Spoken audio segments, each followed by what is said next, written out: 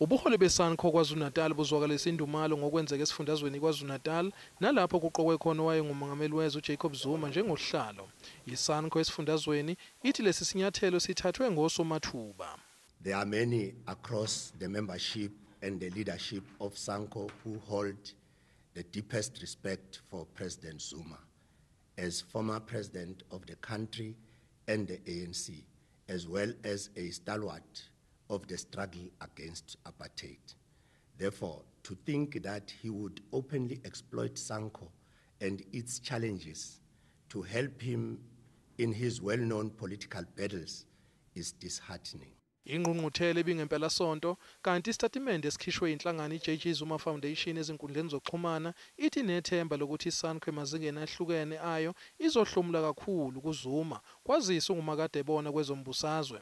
ISANCO ithi lo owayenguMengameli usetshenziswe osomathuba kulokhu.